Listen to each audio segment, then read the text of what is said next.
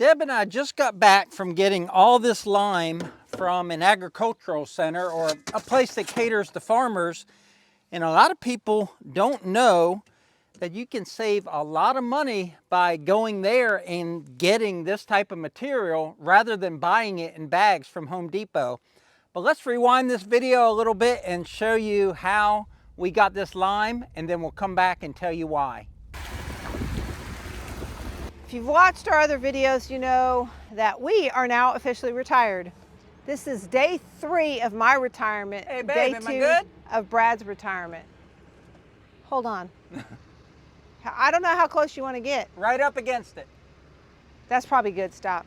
And even though we're retired, we have not stopped working. So today, right now, we're getting lime to go in our garden.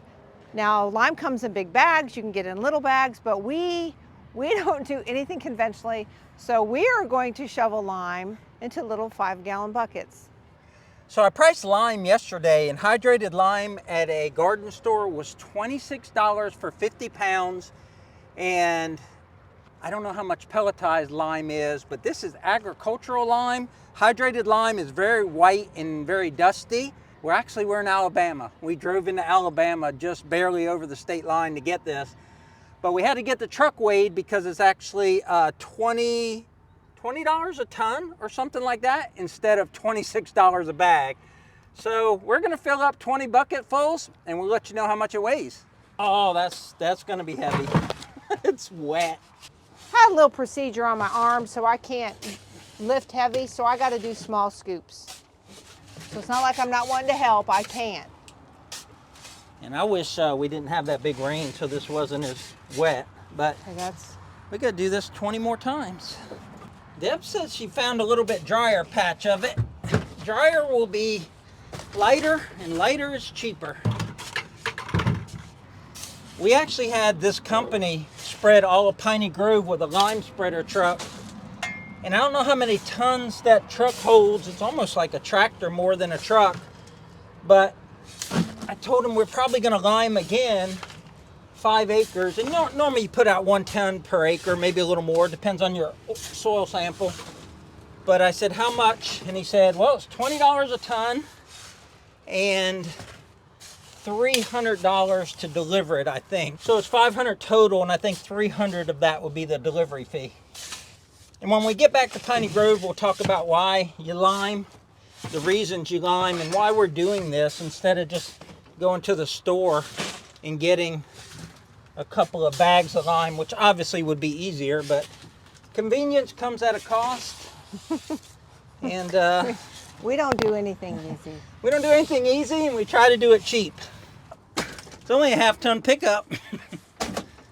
How many we filled up? 5? 5. We're getting 20. Looks like the old Sierra's squatting a little bit. We'll tell you how much it weighs when we go back through the weigh station, but we've got these filled. And we've just got these last 6 or so in the back to be filled. And Deb's still hanging in there like a hair in a biscuit. I feel like we've been shoveling, and we have. We've got, I think there's like 1.5 left. But it felt like when I was up here, I felt like, oh, we put a big dent in a little pile, but it's not really much of a dent when you take a step back. It'll be interesting to see what she weighs out. And that's how it's done when you don't want to get one of those big bags of it and you don't want to get the small bags. And you're retired, just take a little trip to Alabama. Shovel you some lime. That's what we do for fun. Next step, unload it all at the garden.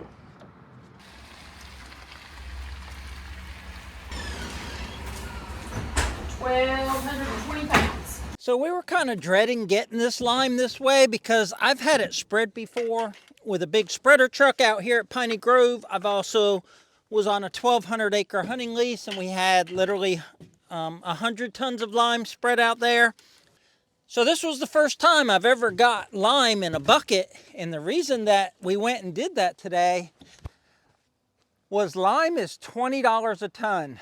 So this whole load of lime was 1,250 pounds and cost $27. And yesterday I priced bagged powdered lime in a store, and one 50-pound bag was $27, I think. So 1 bag of lime at the local farm store versus going to the ag center and getting a whole pickup load of lime for the same amount. And lime is different. You have pelletized lime, you have hydrated lime, and then you have here dolomite lime, and they're all different and act a little bit differently with your soil. And soil chemistry is very complex. I worry about soil pH, which you raise your pH or make it less acid with lime, and then I worry about nitrogen, potassium, and phosphorus. Those are the 3 things you get in a bag of fertilizer.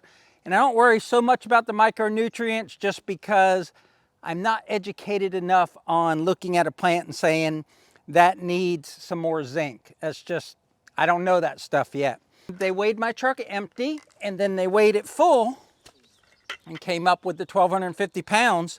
And we don't need all of these buckets for the garden today, so I'll save some for later. Now last year we covered this entire garden with about a foot of wood chips. Well, let me take that back.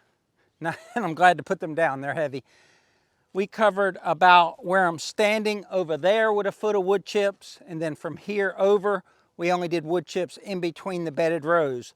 So we picked up the bedded rows after the spring garden, pulled up that landscaping cloth, and then we tilled it. So what we have over here is a mixture of wood chips and the natural soil.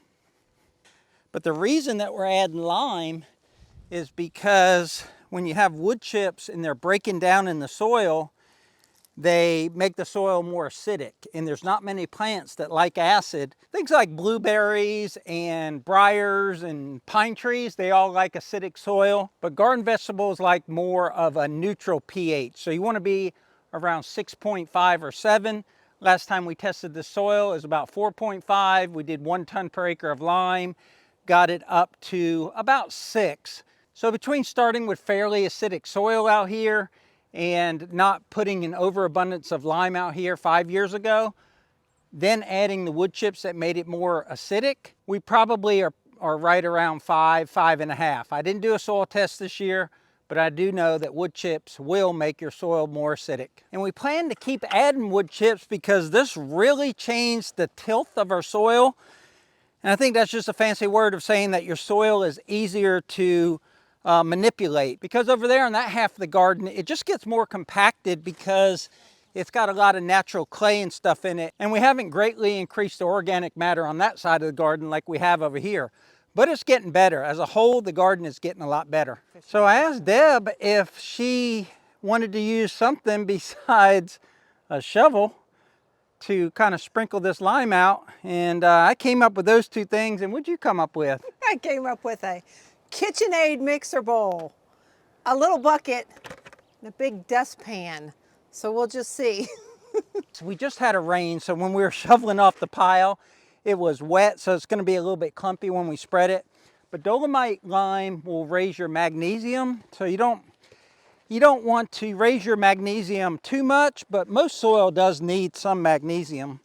And what does magnesium do to your soil? It makes it, it compacts it, or it makes it so it's not as fluffy, I guess.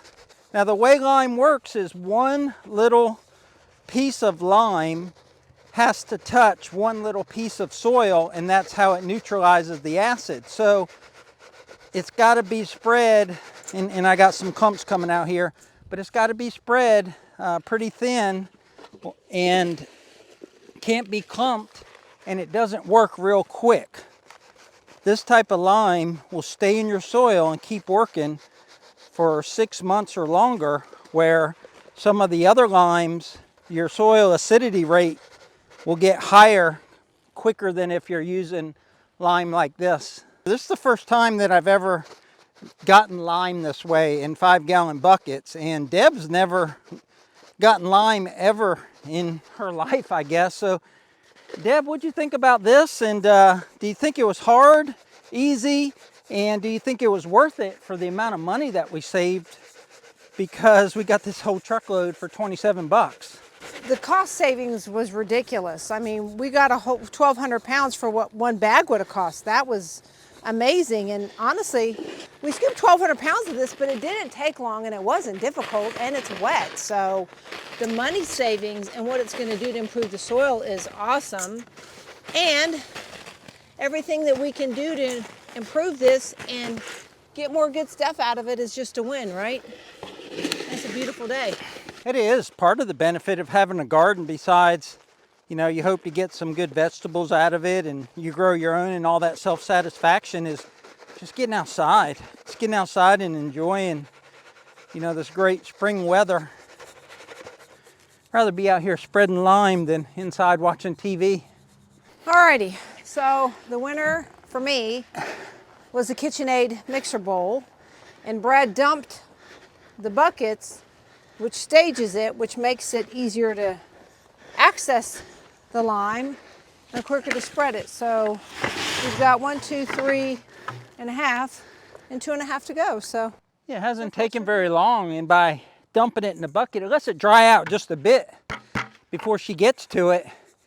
And like I said, we may be putting it down a little thicker than it's needed, but we're covering all this with wood chips for weed control. So we got a stack of wood chips down there. We got piles of wood chips all over the property. And we found last year, by doing bedded rows and wood chips in the center, we hardly had any weeds at all. Before we inherited the garden, Brad's dad and sister had it, and they grew and ate food out here, but the weeds were out of control. I mean, the weeds were really bad.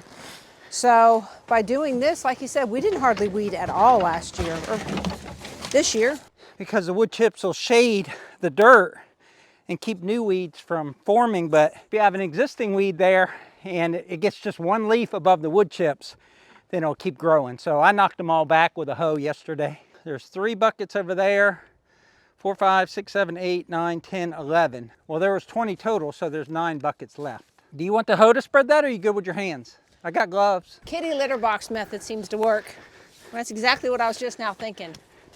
And I'll just go through here, and some of these clumps that we spread out, I'll just pop them a little bit, and then they'll be more likely to mix with the soil than if they stay in a clump. And where the actual plants go, in these holes in the landscaping cloth, we're dumping a little bit of lime there as well. Now I'm going to show you something before we end this video. I haven't tried it yet, but I think it's going to work. I think it's going to be pretty cool of how we're going to mix that dirt in each one of those holes, because our plants that we started are darn close to being ready. Actually, it's more about the calendar, but we've got corn that's 6 inches tall, zucchini squash that's 3, 4 inches tall, ready to go here as soon as we're not scared of frost anymore. One thing that's good about dolomite, and there are some cons to it, but one thing that's good about it is it doesn't move through the soil quickly. So this will last for a couple years, whereas that more finer lime will reduce the acid in your soil quicker, but then you got to apply it more often. This, because it's bigger granules, works a little slower, but it lasts a lot longer. Probably won't have to lime this garden again for, 3 years maybe. Deb likes to say that I just like to work and do busy work. I don't say busy work. He doesn't do busy work. I just sometimes think that he takes more steps than other people do, but the job gets done right. But not busy work. I don't think he's doing it just to do it. I think he formulates a plan in his mind and goes forth. There is a way to do this mechanically, because it won't work in most spreaders, and that's with a drop spreader.